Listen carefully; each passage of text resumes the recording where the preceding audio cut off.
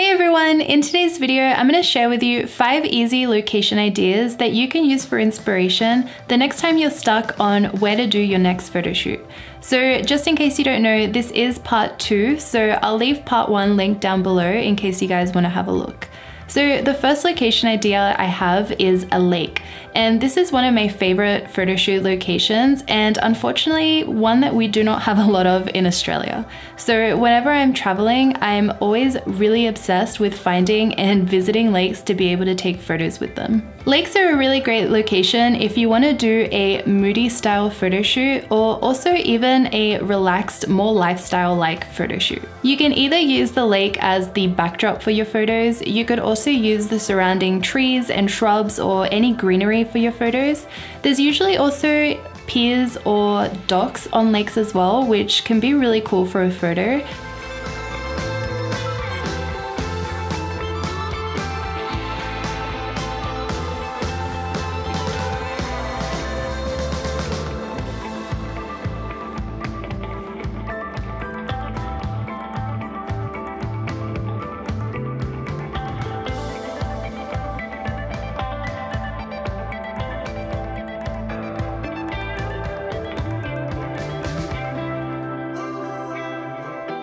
And if you're feeling really adventurous, you can also get your model to jump into the lake where you can get some really beautiful portraits and images in the water.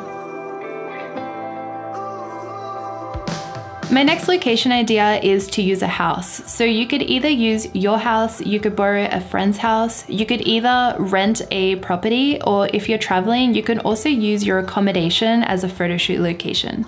If you are doing those last two things, I would recommend to ask permission before you do a photo shoot, just in case. And also, if you're shooting with a client and you have a bit more of a budget to work with, you could also go through a location agency to hire some really unique properties to shoot with.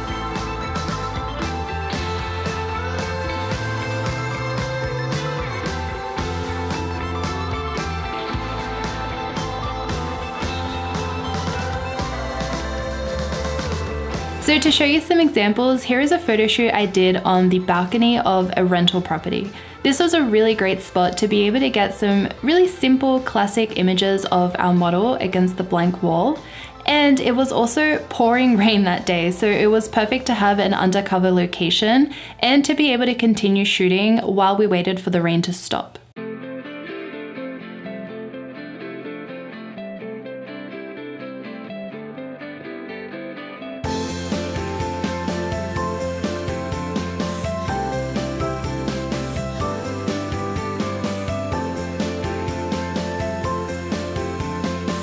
And this is another example of a photo shoot I did indoors where we borrowed a friend's house.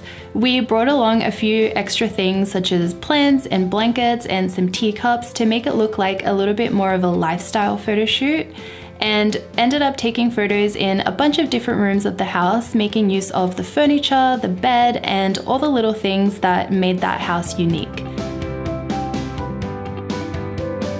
A little tip if you like to shoot natural light like me is to keep your subject as close to the window as possible to get the most flattering light for portraits. Idea number 3 is to make your own location. So this is an idea that I've gathered from doing wedding photography, and it also goes hand in hand if you're doing a photo shoot inside a house. Sometimes during wedding ceremonies, the couple might hire a stylist, or the florist or the venue will put together an archway for the outdoor ceremony and cover the whole thing in flowers. So once the ceremony is done and we've moved on to doing some bridal portraits, I'll usually ask the couple to come back and stand in front of the archway so we can get some creative portraits, as flowers make for such a beautiful backdrop. So as I mentioned, this idea also doubles if you're shooting inside a house or just an indoor location and all you have to work with is a plain wall. So to give you an example, I shot this magazine editorial inside a really plain white studio. And to add our own special touch to the photos, we decided to hang up a bunch of flowers to take photos in front of.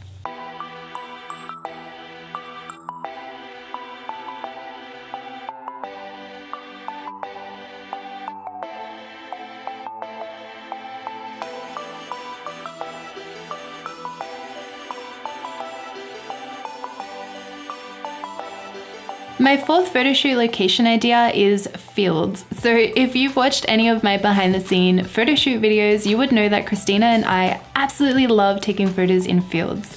There are so many things that you can do with this kind of location. You can create a moody photo shoot, you can have a fun and upbeat style photo shoot, which is what we usually do. And you can also do things like get your subject to sit in the grass, and you can play around with angles and create some really interesting photos by using the long grass and some foreground blur and things like that. Another thing I love about using a dried field as a location is that there aren't that many natural colors. So you can either play with making a more monochromatic photo shoot by getting your subject to wear white or cream or something like that. And you can also play around with a bit of a crazier color scheme and get your subject to wear red so they really stand out from the backdrop.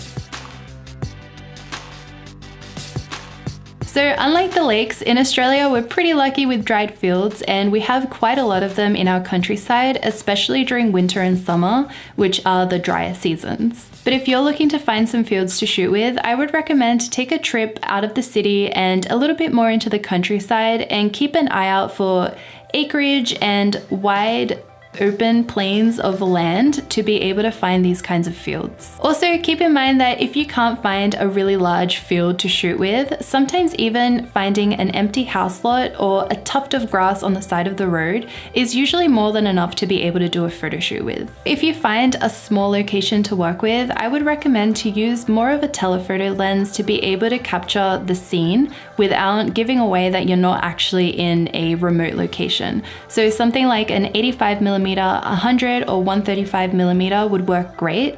And then if you've got a wider area of land to work with, then you can use something like the 35mm or a 50mm lens. And my final location idea is a forest. This is a perfect location if you want to take portraits with lots of bokeh, as the branches and the leaves of the forest paired with a wide aperture lens is perfect for that kind of style.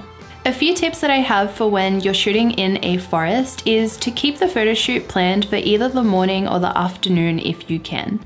I find that during the middle of the day when the sun is harshest, you can get a lot of uneven lighting due to the density of the forest, and that can cause a lot of over or underexposed spots in the background of your shot. So keeping the shoot in the morning or the afternoon where the sun is softer and more directional will help you out a lot in being able to capture more flattering photos. So while I like shooting anywhere in the forest to be able to get a full set of bokeh in the background, something else that I like to do is find clearings in the forest. So this could be anything from a pathway to just a natural clearing created by some low-lying branches. But if you place your subject in that clearing, it can create really nice natural framing for that photo.